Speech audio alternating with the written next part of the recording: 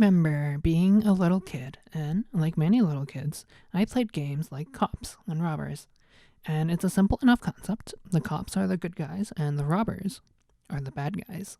And the good guys have to stop the bad guys. But then you get older and you ask yourself questions like, okay, why are some people bad? Why are cops considered good? And then you start getting into really philosophical territory. What is good and what is bad? And eventually you begin to understand that the world was never as simple as good and bad, and that crime is a social construct, and that people are shaped by their material conditions and so forth. And then you question, why are the material conditions the way that they are? What drives poverty and class inequality? And eventually, if you ask the right questions, you end up at political leftism. And then there's new questions. Why do some people own everything and everyone else owns nothing? Why do some people have to sell their labor while others don't? Enter Disco Elysium. Disco Elysium is in many ways a difficult game to talk about because it's a dense game that you'll spend mostly reading and listening to. And the game of Disco Elysium lays out very consistent world building for why things are the way that they are. Disco Elysium is a game made by Leftists in Estonia, a former Soviet republic, and it's a game that spans many themes, some political, some personal, all of it very sad, but at its core, the game carries a tremendously hopeful message. And I wanted to make this video for other depressed leftists, because this game, fundamentally, talks about hope as a concept, and I think that's something a lot of us need right now. It's easy to be cynical and hopeless, but hopelessness and cynicism have never been how humanity as a species has triumphed over its adversity. There's something special and unique about the human condition, and it's ultimately something worth fighting for. I made this video to talk about a video game, to talk about its characters and its themes and the concept of hope. I made this video to talk about Disco Elysium.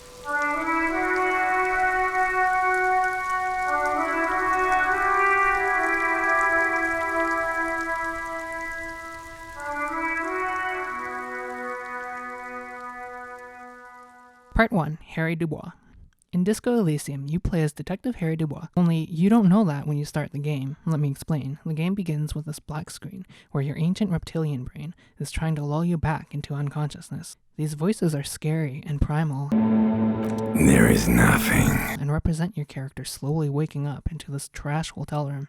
Your character does not remember who he is. Actually, he doesn't remember anything. It's a narrative device that allows you, the player, and the character, to explore the world from an outsider's perspective. And they take this to extremes. You'll ask people about the nature of reality, money, the police. It's a postmodern re-examination of the detective genre, built into the gameplay itself. There's a mirror in the bathroom, and it's all fogged up from the running water. You can wipe the fog away, but your brain tells you not to.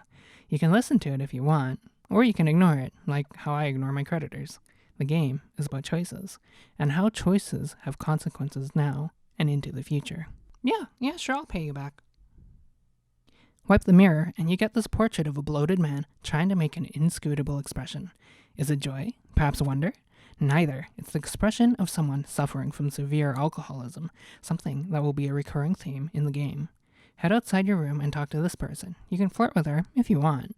You can also fail at flirting with her, and you get this fun exchange. What was that? That's not even how words are used. What did you say? Come on, say it again. No, you see, that's not what you said. You said... Come on, man. Pretty, please. One more time. Goddamn right you did. You crazy asshole, you. Man, who hasn't failed that role? Did I ever tell you I used to be a pickup artist? Watch that video here. This is Clausier, the game's take on the classic femme fatale character in a detective story. You'll come to talk to her a lot throughout the game, and this exchange is an example of the kind of gameplay you'll encounter in Disco Elysium. You'll interview characters and use your detective skills to figure out the truth. It's like a whole game made up of charisma checks from other RPGs. Clausier will give hints as to your character's past. Apparently, Harry caused quite a scene here at the hostel, playing music late into the night, trashing his room and screaming, "I don't want to be this kind of animal anymore." It makes me wonder what kind of animal he was talking about. Personally, I'm a cat. Meow, meow, meow, meow, meow, meow. If you remember from your room, there was this necktie hanging from the ceiling fan, and its item description compares it to a noose. It's possible, even likely, that Harry was trying to end his own life before the start of the game. Disco Elysium is a game that weaves many serious and silly moments together.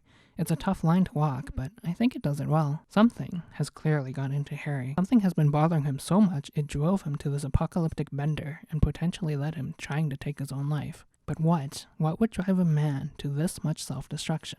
The answer is love. Well, sort of. As you play the game, it becomes clear Harry has an ex-wife, and he hasn't gotten over the divorce. If, in the course of your investigation, you decide to dig through the garbage bin, you'll find Harry's police ledger that he had thrown out. It contains many important things, documents pertaining to previous cases, glimpses into Harry's past as a detective, but most interestingly, you'll find a hidden compartment. Pull it open, and you'll find an old love letter from Harry's ex, Dora. It reads, Harry, I wanted to write you a letter so you can read it when you wake up. Maybe it will make you happy. Every morning when I step out and you're asleep behind me, I find a little piece of sadness in me. I carry it in my chest down Voyager Road. Every step I take, it grows. By the time I reach the fuel station, it has filled me entirely. I step onto the light rail and look back. Sparks fall from the bow collector. I know it will be like this until late afternoon, when I get off the 42 and walk back to you. You. Every step I take will get lighter. It almost makes me run. Sometimes I do. I can't believe I met you. I can't believe the happiness I feel with you. You have a vast, vast soul, and I will always, always, always come back to it. Kisses, kisses, kisses. There's so much here. You get a glimpse of a whole life that used to be. Harry broke up with Dora 6 years ago, but he's held on to this letter all this time. This was the love he once had, and now it's gone. That kind of void is enough to drive anyone to despair. Why go on if he can never get this back? This was such a happy moment for Harry, but now it only exists as a memory of something he lost. It was honestly really hard for me to listen to this note. Loss of a past, a person, a relationship can trigger intense mourning, but mourning is only healthy if you move on. Hold on for too long, and it becomes destructive and toxic. The blue heart. Don't look into it. Your skills tell you not to open that note, and if you ignore them, you'll take damage for opening it. Letting go of the past means confronting it, even if it hurts. And when you do confront it, you get a new thought for your thought cabinet that allows you to zoom out farther into the game world.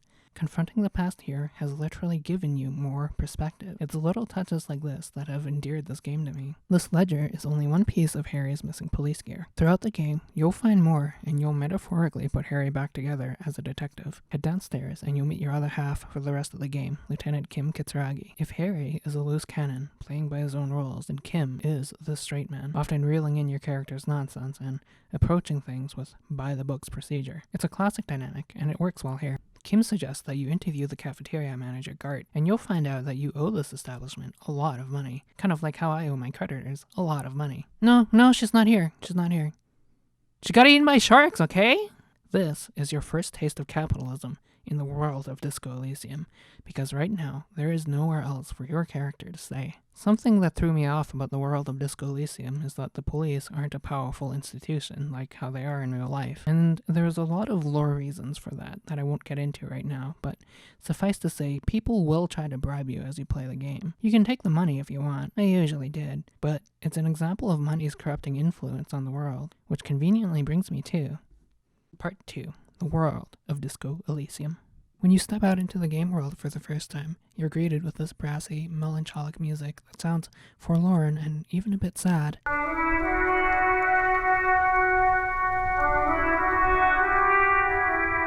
This track is called Instrument of Surrender in the official soundtrack, a hint of the events that have unfolded in this game's lore. Kim suggests you investigate the body behind the hostel. You know, the reason why the police were called in the first place. Go back there to investigate the body, and you'll find these two kids throwing rocks at your crime scene. That's weird, right?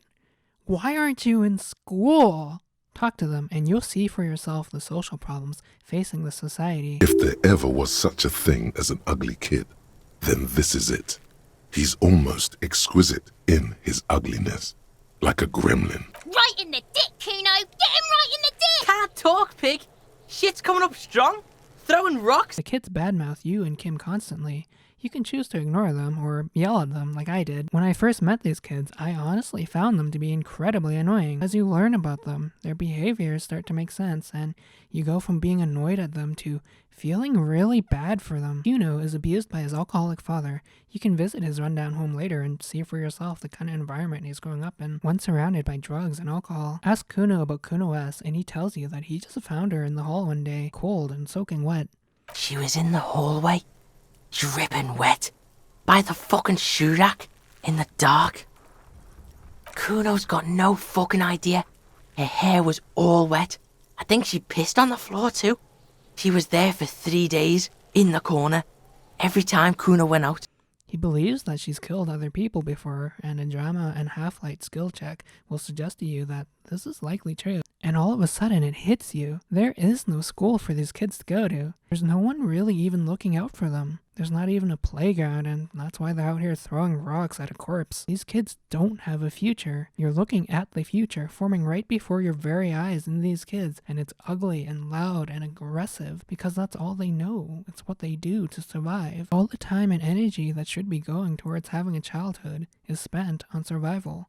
A broken society makes broken people. Once you finish up here at the body, your next stop should be to the Dock Workers Union. You'll find protesters standing outside the gates, and stranded lorries with their shipments standing idle on the roads. The union is on strike, and the protesters are scabs protesting for their Right to work! Unfortunately, that means that the harbor is locked down tight, and you'll need to get in to talk with the union leader. There's a few ways you can do this. In my Communist as a Cop playthrough, I found a back entrance, but you can confront the security guard on the gate. Talk to this guy. His name is Measurehead because phrenology. Measurehead is racist, and he'll go off on you about his race theory. All of it is nonsense. Give him the slightest pushback and point out how he's technically working for another race, and he'll give you some half-assed non-answer. Don't be vulgar. White or not has got little to do with this.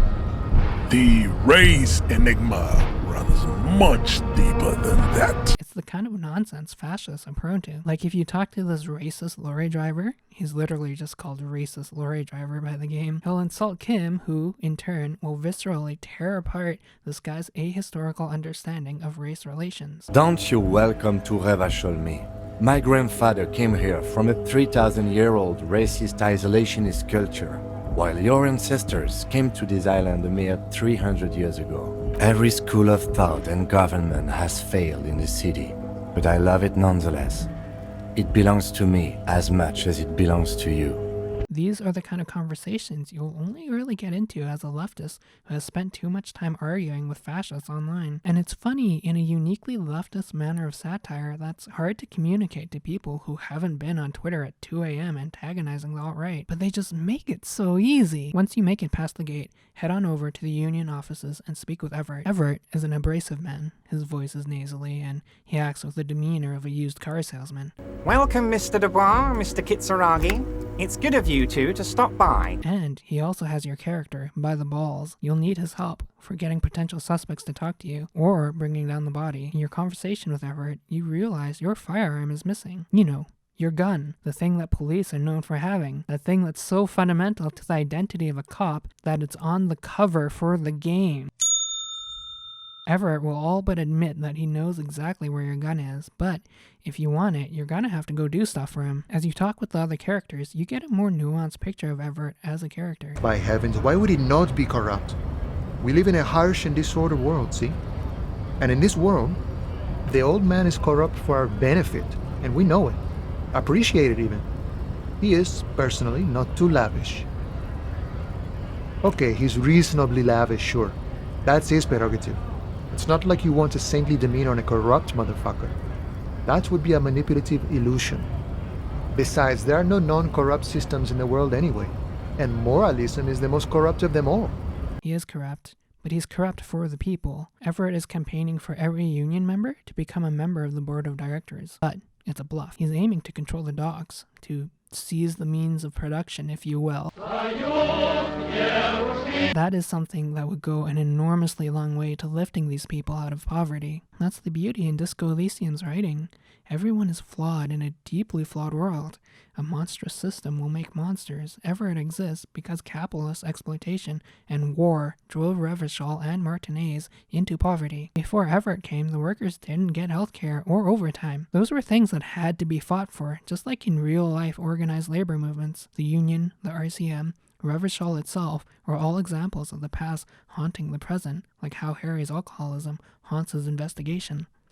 After speaking with Everett, you'll need to speak to the other side of the strike, the Wild Pines Corporation. They've sent a representative named Joyce to deal with the dock workers' strike, and you'll find her on her private boat. She stands tall and imperial. Unlike the working-class surroundings around her, she is clearly not of Revachol. A striking woman leans against the cabin top of her sailing boat, smiling as you approach.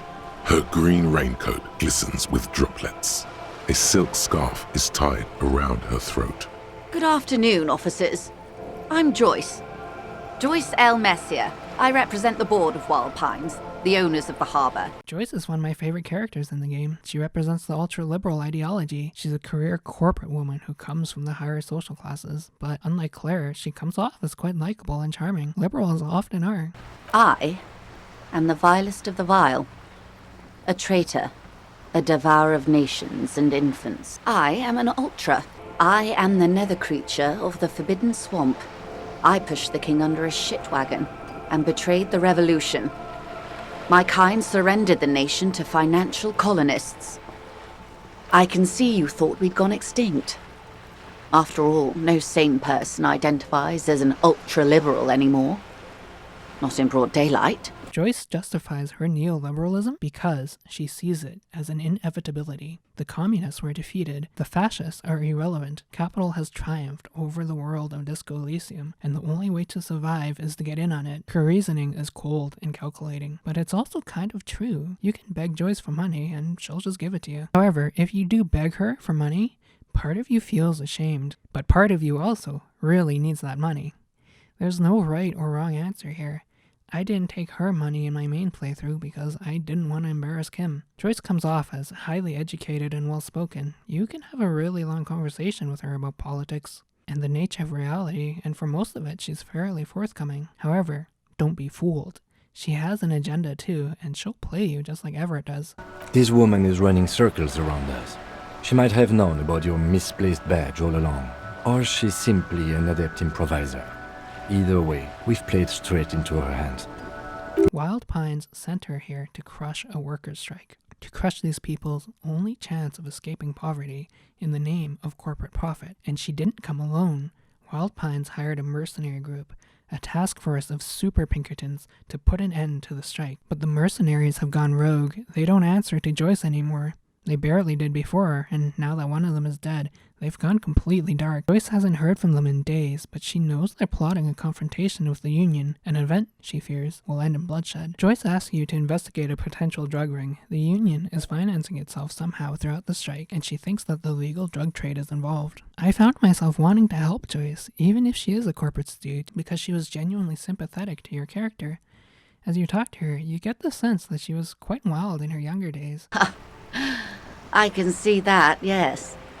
I dabbled in those dark arts myself, not so long ago.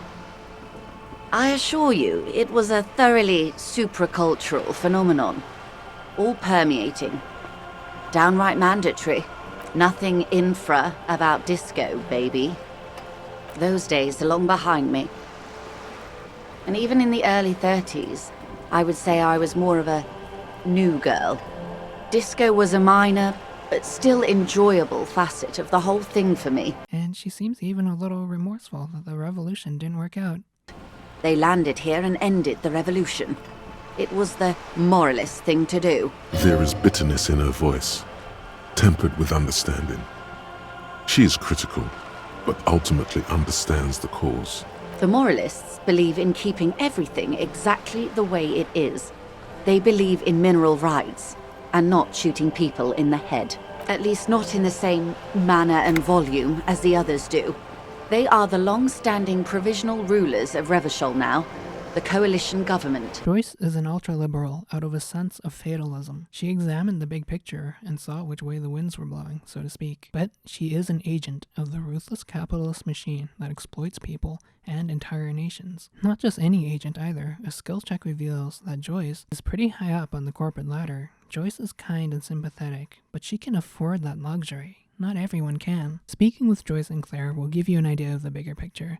The stage is set for a showdown between the working class and an armed paramilitary force. Capitalism set the pieces in motion for this to happen.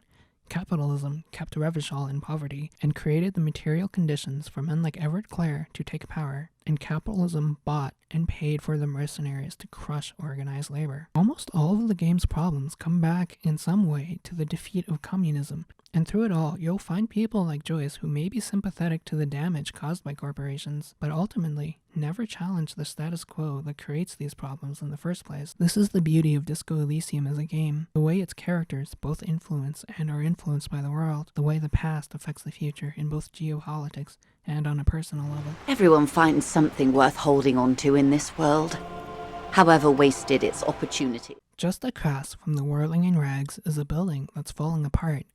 Wooden planks board up the broken glass, grime and dirt coat the exterior. If you visit the call box here and try contacting the various businesses there, you'll find almost all of them to be broken, connected only to empty rooms and dust. All you hear is static, but no one answers the call. This place is a graveyard of failed businesses. But it's no wonder. Look at the people around you who have been left behind by DeLorean moralist economic policies. They don't have money to spend on goods and services like the people who make iPhones can't afford those either. Just outside the bookstore, you find a little girl. Hello, sir. Step right in. The store is open. She is sweet and polite. You talk to her, and you find that she's out here trying to promote business for this bookstore, which her mother owns. But it's freezing out here, and there aren't any customers to be had. This child should be in school, not laboring at a fruitless endeavor. This bookstore, like businesses before it, is failing. If you talk to the owner, she'll tell you that there is a dreaded curse over the building, and that something deeper inside the complex is causing it. If you investigate further inside, you'll find an abandoned gym and offices, remains of what were once businesses. If you go inside the chimney, you'll find a woman there, the ominous presence that the bookshop owner told you about. But once you talk to this woman, you'll find she is but a kindly dice maker, working away quietly in her shop. Hello, I'm Nia. Did you try knocking on my window? I must have missed you. I've been listening to my Milius. So what kind of die are you looking for? You can ask her about the businesses that used to be her neighbors. They have all come and go. There used to be a game studio in the building, but they went under, becoming too ambitious for the amount of money they had. She describes it plainly, matter-of-factly, but it's still sad. Many hopes and dreams died in this building, struggling to survive under a ruthless capitalist world order. But still, the dice maker is here, trying her best to make things work. She isn't wealthy, but she gets by, and more importantly, she seems pretty happy. And then there is me. I've been here for 14 years, selling novelty dice to role-playing enthusiasts. Not exactly a million-real business idea, yet somehow I've survived despite the talk of malicious energies. Strange, isn't it? Leaving the doomed commercial area, you come to a small park. A crater is carved into the ground, a leftover from the artillery shelling long ago, and a reminder of the terrible war that touched the city. There are two men here playing some kind of ball game called petanque. Petanque. Petanque. That's a funny word. Speak to the one in the glamorous Michael Jackson outfit, and you find out he's wearing the old royal uniform of the king's army. This man is old. The king was overthrown long ago. The monarchy is long gone, but this old soldier still wears his uniform proudly. He has 2 medals pinned to his chest, one for bravery and one for getting wounded in combat. Long ago, the prince leading the army was shot off his horse, and Rene carried the prince to safety through enemy fire and harsh terrain. He retells the story with a mix of disdain for the idiot prince, who foolishly led a charge against the enemy position, but beneath his contempt, there is pride there. The pride of an old soldier. It's clear that Rene hasn't moved on from the days of his youth. I would have preferred if the Right Honorable King Guillaume returned through Revachol, or even if that damn clan Frisel had risen from the grave and led us. Sadly, that was not the case. This royal failure weighs heavily on him. Instead, all that is just, holy, and beautiful in the world was wiped away, and now it's neon signs with toothpaste ads everywhere. Foreign influence peddling garbage and stupid music on the radio. This is just what the commies wanted. This was their plan all along. This is what they wanted to replace the role of the suzerain with. He speaks with such longing for the monarchy, such conviction that the monarchy was something right and heroic, even when its kings were cocaine addicts who drove Revachol into bankruptcy. Make no mistake, this world has failed Renee too. Renee works as a night watchman for the dock workers union. The union doesn't need a watchman. He's there because he's old, and Everett wanted to give him some kind of financial security. A veteran out on the streets is a bad look for the district. Renee had purpose when he was younger. Now he sits in a security office, watching the world move on without him. The past is gone, and somehow it still holds on to him. His hungry little heart finally gave out. The dock workers found him in the guard booth this morning. Wasn't even supposed to be working for another week, but he just had to prove how tough he is. Renee dies on day 5, a bitter old man with nothing but his memories and an old photograph of better days. Head east from here, and you'll run into one of the lorry drivers stuck outside of the docks. I am a gander and a hunter and a gatherer. Feel like a traveler. A simple little cadence. He seems to be making it up as he goes. This is Tommy. He's a poet. Well, actually, he's a lorry driver. Something has to pay the bills. But he's an expressive, sentimental man, and his art is poetry. His work keeps him away from the people he loves, but capital doesn't care for such sentimentalities. Ask him what it's like to miss someone, and you get one of the most touching quotes in the game. What's it like? Good. And bad. An ache that brings you joy. I think of them a lot. I dream up these silly scenarios in great detail, of living with them. It comforts me. Your character, Harry, misses someone too. For Harry, that sense of longing holds him back. For Tommy, it helps them stay motivated. Ultimately, they come from two very different situations. Tommy has someone to return to. Harry doesn't. Head a little further and you'll come across a statue of the old king. It was blown up during the Revolution, but artists pieced it back together and arranged it to look like as it did the moment it exploded. This is 3 eras of history: the old monarchy, the revolution, and then you, now looking at this thing. The world of Disco Elysium is screaming to be born anew, for the echoes of the past give way to a kinder, gentler future. But no one knows what's going to happen next. You can't. It's impossible. But that doesn't mean you shouldn't try. When you sleep on day 1, you get a nightmare, and you find yourself hanging from the tree. You approach the body, and it speaks to you ominously. Do you remember the scent of your childhood? This isn't just you. It's your past, come to haunt and mock you, to make you suffer. The past mocks you for your mistakes, your failures, your loneliness. Your past is voiced by your ancient lizard brain, the oldest and deepest part of you. It represents how Harry hates himself on a deeply fundamental level. Tell me, where are your friends?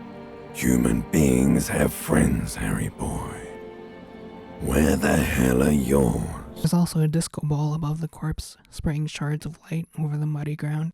By this time, Disco is considered old and out of style. That's how Harry feels about himself. He's Disco. He's nothing but his past failures, wrapped into a sweaty, bloated meat suit of a body. On some level, he believes it really should be him hanging from that rope. Harry wakes up in his cold and empty room, and he has to face another day of this shit. No wonder he drinks. Day 3 is when the other half of the map opens up. The water canal is fixed, and you can cross it to visit the coast. Here you find the fishing village and the bombed-out ruins where the coalition soldiers landed long ago. The situation is bleak. The game calls this area pornographically poor, and it is. Children play in the dirt, men hang out drinking all day, reminiscing on a loftier past. You'll also run into an unusual scene. There's a crashed vehicle here, partially submerged in the water, and it likely had something to do with the water lock being broken in the first place. Kim suggests you wait, and what follows is an amusing sequence of Harry and Kim killing time until the tide recedes. Get to the crashed vehicle, and you realize that it is, in fact, your vehicle. This is one of those moments where Harry's past, even when he doesn't remember it, comes back to bite him in the ass. Harry cannot escape his past, but he has to decide what to do going forward. Inside, you'll find Harry's ID badge, but there's nothing else that can be done, so you leave the car behind in the past where it belongs. If you're working for Everett, he sends you down to the coast to collect signatures for a youth center that is to be constructed by the village. You have to convince the village elder, this old washerwoman, to sign, but she needs to be convinced. You do that by pointing out that the children who grow up here will essentially have no future unless they leave. This village is dying. There's no future for them here. No jobs, no schools, no opportunity. She's seen it all before, and she knows you're right. She reluctantly agrees to sign. The other signature you'll need is Lillian, and she gives one of my favorite side quests in the entire game. You find her by the boats on the docks. The name is Lillian. People call me Netpicker. I think I have time for questions. She carries a sword and has fish hooks for earrings. Her design immediately piqued my curiosity. Speaking with her, she reveals that her husband was an alcoholic much like Harry, and that he passed away some time ago. He didn't respect the sea. Went out there drunk like a skunk, and sure enough, one day the boat was found floating empty. The bloated corpse turned up 2 weeks later. Now, before you tell me how sorry you are for my loss, know that it was 4 years ago, and I've moved on. There's only so much mourning you can do for a drunk with sinewy muscles. But she handled this loss stoically. She mourned for a time, and she is now focused on raising her children. If your skill is high enough, you can ask her out on a date. What if I told you it is actually possible to go on a date sober? Just a walk? I don't know, officer. I would not have taken you for an innocent perambulator. Where would this walk take us, officer? If you've explored the area, you know that there's nothing in the way of hot date spots, so you suggest going on a walk. She isn't interested in doing anything more than walking with you, a point she makes clear. You need to understand that nothing is going to happen. We're just walking. That's it. Understood? You meet her at a landing further north and watch the waves together. You talk about nothing, really. This date is more about a detour from routine than it is a serious step at building a long-term relationship. This is a woman who's been through a lot in her life. She won't take shit from anyone, including you. You watch the sun reflected in the waves together. Her ship is named the Sun. She comments on the sun being a benevolent figure. Isn't it strange for this all-powerful thing, the sun, to be so generous towards us? You know, the best time to go out fishing is usually towards sunset, when the water is warmer. It gives light and warmth more than can be said about the people or places that she knows. She's observant and thoughtful. Under different circumstances, she might have been more than just a fisherwoman. It's bringing us spring, summer. It's entirely on our side, no matter what we do or who we are, for absolutely no reason. It's unlike no other powerful being, certainly no powerful organization or government. A suggestion check reveals that she couldn't possibly consider a relationship with you until much more time has been put between you and your last drink. She wasn't here looking for a relationship. In a way, you could say that the date was pointless, but these two people, both having experienced hurt and loss, went on it anyway, to take the time to appreciate something beautiful together, even if everything else had gone to hell. It's a small moment, but it's humanizing and touching. They couldn't make a long-term relationship out of this. It simply wasn't possible. But for a moment, they had something nice, even if it was fleeting. Out in front of the bookstore, beginning on day 2, is a woman browsing the books for sale. Yes? Hello? Me? No one. I'm just a working class woman. She doesn't really want to be disturbed that much. One could easily miss this questline regarding her as just another background NPC, but you would be missing out on one of the most memorable side quests if you did. You have no reason to speak with this woman, a fact that is pointed out continuously as you talk with her. Eventually, your cop spidey senses make up a reason for you. She must be missing her husband, and at first this reads like a lot of the offbeat humor in the game. It sounds like a joke, harassing this working class woman into making up a side quest for you. Bother her enough, and she admits that she hasn't in fact seen her husband in a few days. But her husband is an alcoholic, and disappearing for a time isn't that unusual. She describes her husband for you. She tells you about the ugly coat that he was wearing, how she sewed it with blue lining to make it more comfortable for him, how she once threw that coat away because it was so ugly. I even tried throwing it away once, but he just dug it out of the bin. Can you believe it? Only for her husband to fish it out of the trash later. She's frustrated with her husband, but beneath that, there's genuine affection for him. Well, what can you do? I hope that at least that extra lining helps him keep warm at night.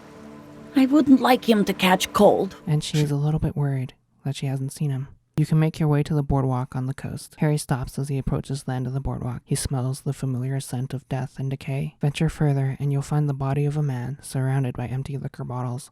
This isn't like your hanged man investigation. It's obvious what happened here was a meaningless accident that should have been completely avoidable. This man fell down on the one spot on this entire boardwalk that would have killed him. Investigate his body, and you'll find his library card. You phone the library, and it's the card belonging to the woman you spoke earlier. Her name is Billy, and sometimes she has her husband pick up and drop off books for her. You get her address from the library, and you go visit her apartment. Kim speaks with you before entering the apartment. You're right.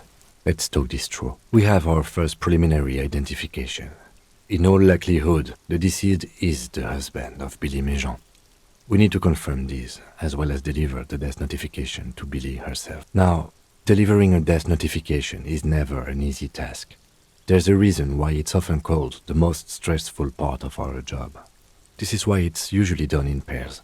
You got this. I'll be monitoring reactions, ready to act if necessary. Dad, just don't say that you know how they feel. You don't. Good advice. You head into the small and rundown apartment. It's obvious that these people have nothing. They can't afford curtains, so they plaster their windows with paper. The food they have comes from humanitarian aid missions. A small bedroom for their 2 kids is off to the side, and mercifully, they aren't home right now. Billy greets you warmly, hoping for good news of her missing husband. It's you from the bookstand. Did you come to bring my cockatoo back? I don't think I introduced myself properly. I'm Billy. Would you like something to drink? Tea? Lemonade? We're out of coffee. The lieutenant has taken off his foggy glasses and is busy cleaning them in his handkerchief for now. But she knows something is wrong. You tell her about what you found, and she takes the news as heroically as a person in her position can. Oh, but he was just... But he was just here, alive. But she's crushed. She had nothing before, and now she has even less. There's a small exchange in this conversation that stuck with me long after playing it. She asks you how long the body has been there, how long her husband has been alone and exposed to the elements. An empathy skill check hits you with this line. And you just found him there, lying in the cold. How long had he been there? If you say 2 days maybe, it will be etched in her mind forever. This woman lost her alcoholic husband, just like Lillian did, and someday she'll recover from it, just like Lillian did. Harry was the alcoholic husband in his relationship, but it was his wife who left him, and not the other way around. Maybe that was for the best, before something like this could have happened. This exchange is Harry seeing where his life could end up if he keeps going down this path of alcoholic self-destruction, leaving behind broken people and dead bodies. On day 5, you'll find that Joyce's fears have come to pass. The other mercenaries have started their military tribunal, and unless you do something quick, there's going to be a bloodbath. In the ensuing gun battle, your character gets hit and blacks out. Depending on your actions, Kim may also get injured at this point. You wake up later in your room, having been knocked unconscious for 2 days. All the mercenaries are dead, along with a few dock workers. Clausier escaped some time before the confrontation, and you're out of leads. The only thing left to do is to re-examine the crime scene. You find that Clausier has left behind a present for you, a string display showing you where the initial shot came from. The shot came from an island off the coast. This is it, the last place where the shooter could be. You ask Lillian to borrow her boat, and you make your way there. And you can do it playing music and looking like a badass. The island is an old military base from the war. There you find your most concrete lead so far, a sniper's nest with a perfect view of Clausier's room. Take a moment and go back to the main menu screen. This picture is from the point of view of the sniper's nest. The answer was there the whole time. You venture into the old fortress and find a bed that someone was likely using. If you nap on this bed and you examine the stained glass portrait in the church, you get another dream sequence. In the dream, you'll run into her. She's your ex-wife, Dora, the woman who left you, and she's also Dolores Day, the god figure in the world of Disco Elysium. Dolores Day, the innocence of humanism, internationalism, and the welfare state turns around to face you. She has an airship airbag in her hand. She seems to be in a hurry. For Harry, there was no more perfect and beautiful woman in the world than his ex, and so she is God here in this dream. But this isn't a happy dream sequence. Dora, Dolores Day, is leaving. She has a flight to catch, and she's leaving Harry forever. This isn't just a dream, it's a memory, and it's one he relives over and over again when times are sad. Right here, tomorrow night. Once this dream starts happening, it keeps happening. 3 times a week. at least. And Harry, it really, really looks like it started happening again. This is the past come to haunt him. You plead with Dora to not leave, but there's nothing you can do. Their relationship didn't make it. It couldn't survive the long hours Harry worked. It couldn't survive how poor Harry was, and how Dora came from a wealthier family. It couldn't survive Harry's mental illness and drinking. Dora made up her mind. She's leaving, and there's nothing you can do. We were bad for each other, okay? I was bad for you. Can you not see? I'm bad. I had to stop. I couldn't just turn into a bad person. You will get better. It just takes some time. For you, I think it'll take something like 20 years, maybe? It was hard for me too, you know? I used to think I couldn't live without you.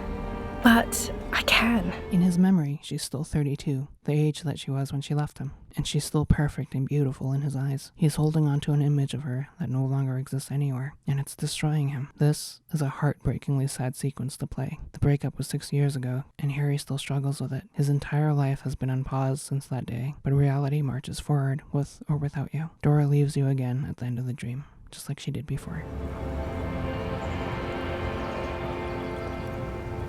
You wake up in the fortress, and thankfully, Kim is there to comfort you. You go out to confront whatever is out there. And you find just an old man, sitting by a smoldering fire, with only his rifle for company. Speak to him, and you learn that he was a deserter from the war. My name is Josef Lilianovich Dross, Political Commissar of the 114th Anti-Aircraft Division of the 4th Army of the Commune of Revachol. I am a deserter, a partisan, and a prisoner of war.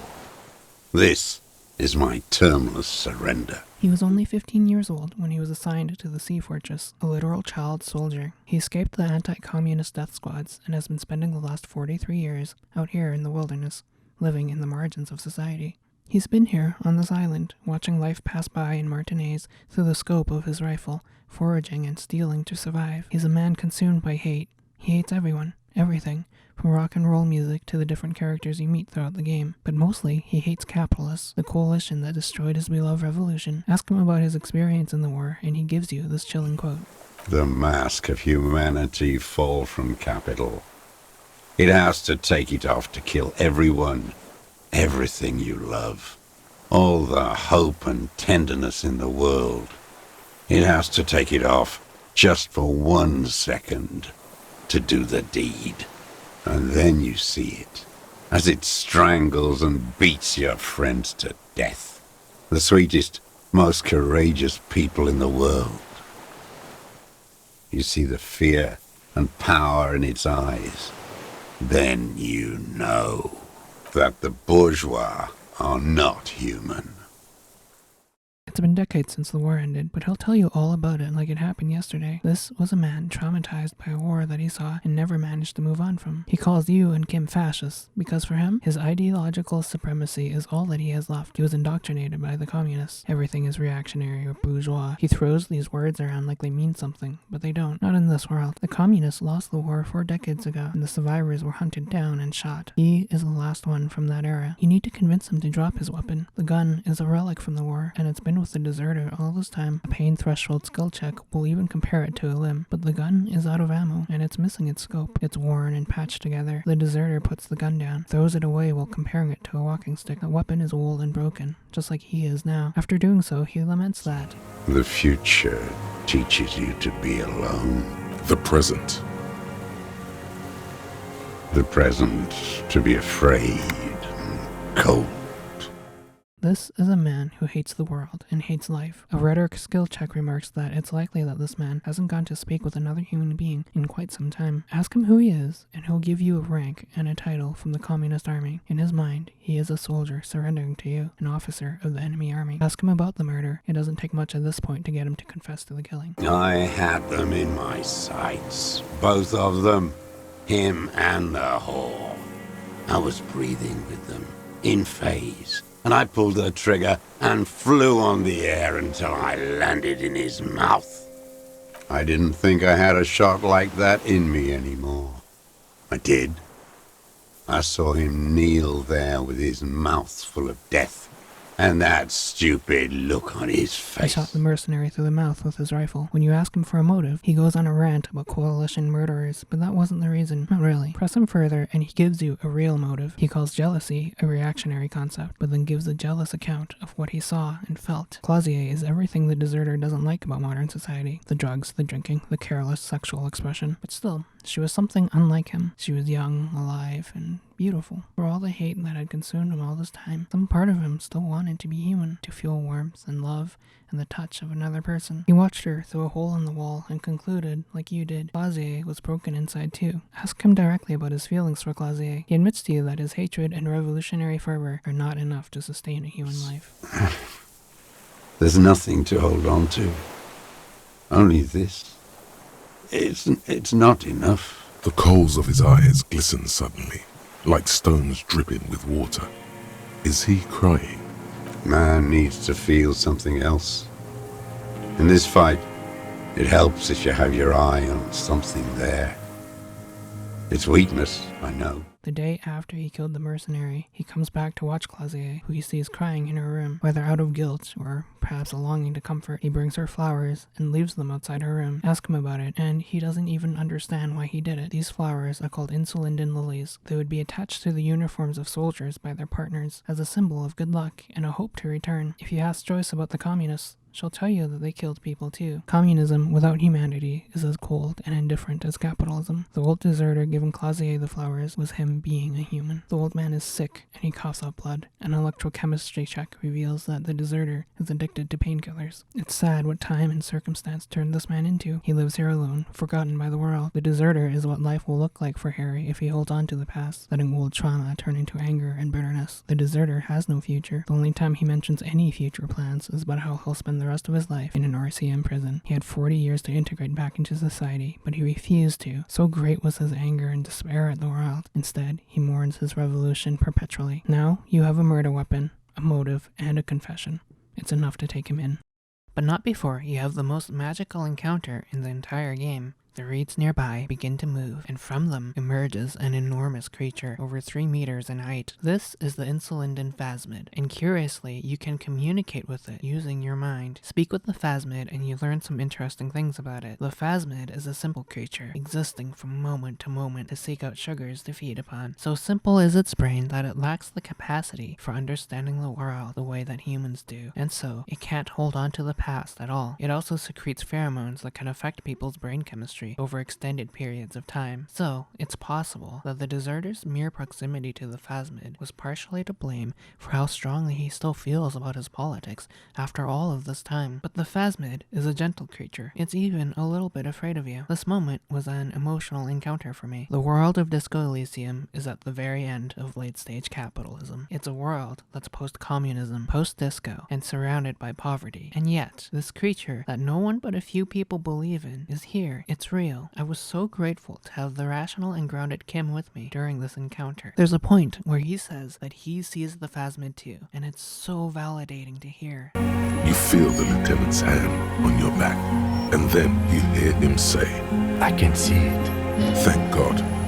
If he can see, then you're not insane. But that means it's really there, spinning slowly, in absolute silence, its limbs long and slender. Phasmid can represent different things to different people. Personally, I saw it as representing hope in a world where something pure and magical shouldn't exist, and yet it does. There's a dialogue option you can choose, where you compare yourself to the Phasmid. The Phasmid is a creature that doesn't really understand the world around it, only understanding shapes and colors for brief moments, like how Harry was at the beginning of the game, lost in his swirling subconscious. But Harry doesn't have to be like that. He can face the shame of his past and let go. You reach out and touch the Phasmid, and it has the ability to learn about you through touch. The Phasmid knows you, and it loves you unconditionally, despite everything that has happened. If you ask the Phasmid if it's a miracle, it responds with, no, you are the miracle of going through something difficult and choosing to rise above and push forward. It's the miracle of the human spirit, persevering in circumstances that should have destroyed it, but didn't. You get a photo of the Phasmid, a good thing because few people would believe you otherwise, and it scurries off into the wilderness. You can find its stash of goodies that it left behind, including Clausier's passport and the scope from the deserter's gun. Now it's time to head back to the mainland, but not before we have a word about I saved the best part for last, like a chocolate cake, but the cake is a video essay. After Harry gets shot during the military tribunal, you can wander outside the whirling and find a message painted onto the ground. It roughly translates as, I will one day return to your side. The paint is made from fuel and painted over the site of the showdown where several of the Hardy Boys would have died defending their home. This would have been a major event in the history of this community, and those people would be mourned. You can ignite the whole thing so it catches fire. They're never seen in-game, but it's occasionally mentioned that there are coalition airships overhead ready to bomb Revachol all over again should the city ever rebel. It's likely that this painting was meant to be seen by those airships. The message is an obscure in-game reference to communism, but I think more specifically, it's a message of hope for communism and for a new future. The resident artist of Martinez is Cindy the Skull, a youthful communist who badmouths the police every chance she gets. You can convince her early on in the game to give you a paintbrush to make a mural of your own. I chose I Love Kuno just to mess with him, but hilariously he likes it. Exploring the apartments behind her reveals that she sleeps in the furnace room. She's basically homeless, another casualty left behind by Revacholian capitalism. She's an important contact in the Communist Vision Quest, where she'll lead you to the secret communist group. After 10 p.m., you can come to the store in the apartment complex and knock, and you'll be prompted for a secret code. Give it to them, and you'll gain access to a small room where the communists are meeting. What are these secret communists up to? Perhaps they're working on plans for revolution. Maybe they're putting together rifles or building bombs. Nope, it's just two guys here, and they're fucking around building a structure out of matchboxes that falls apart as soon as you come in. Talk with these guys, and you'll find out that they're university students who are running a book club and are not a clandestine splinter cell like you may have hoped. Conversation with them is pretty long, and it's mostly them complaining about other communists or dense left-wing theory that I mostly skipped over. Their book club isn't going well. A few members have left already because of disagreements with the leadership. Not like actual disagreements like the Sino-Soviet split, mind you, just obscure divergences in leftist political thought. You can try to convince them to move their book club to a more open space like a cafe or something, which should improve their membership somewhat. The matchbox structure they were building earlier, it's a philosophical reference from one of their books. The theory from the book being that the belief of the proletariat is enough to keep the structure from falling over. It's a ridiculous idea, but they're building it anyway. Harry sits down and tries to build it with them, and for a moment, the structure holds, but then it falls over. Talk with the students after reading the book they gave you, and they present you with an interesting theory.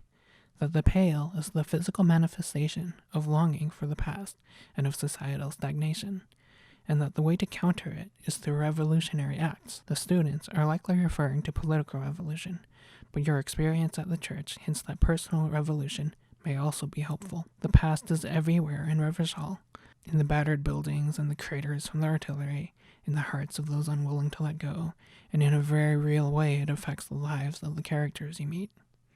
The abysmal material conditions and crushing poverty set the stage for this whole adventure, creating fertile ground for the workers' strike. Capitalism brought the mercenaries to Revachol, like it brought the coalition armies 40 years ago, and all it took to set things off was one old communist soldier who couldn't let go of being a communist soldier. At the beginning of the game, Clausier tells you that in the midst of your breakdown you yelled, "I don't want to be this kind of animal anymore." Playing the game revealed exactly what kind of animal that was. A human being, burdened with abstract thought and awareness and trapped in an aging body that is itself trapped in a decaying world. The human is the only animal aware of its inescapable fate. For animals like the phasmid only exist one moment to the next. Communism represents the ideal of a kinder, more hopeful future, and at this point in time, it looks like a hopeless pipe dream. Communism has been tried and failed. And at the time the main story takes place, the possibility of communism looks beyond remote. But does that mean you should stop trying? After you return from the island, you're greeted by your old squad. They have been watching you all this time. This is the final boss battle of the game, and you have to prove to these people that you're still a good detective. If you went the entire game without drinking, Kim will defend you when they accuse you of alcoholism. There's different ways this final sequence can play out, but ultimately, your old squad accepts you back into the force with open arms, and Lieutenant Kitsuragi is offered a position within your precinct. And that's the whole game. When this game started, it asked the question, what kind of animal does Harry want to be? and you can play it out in several ways. In my playthrough, Harry was a communist superstar cop. But more than that, he was a cop willing to confront his past and let go. Maybe Dora is gone, but that doesn't mean you can't find love. Maybe the communist revolution is gone, but that doesn't mean you can't find hope for a better tomorrow. It means you keep trying. You keep trying after you lose your ex to a bitter divorce. You keep trying after you lose your husband to alcoholism. You keep trying when the matchboxes fall over. You keep trying because you're human. Things may be bad on a personal or societal level, but they don't stay bad forever. They couldn't. The world around you is always changing, and there's always somewhere to find hope. The dialogue with the Communist Book Club ends with this quote: "When it is dark, must the stars also go out?" And the answer is no.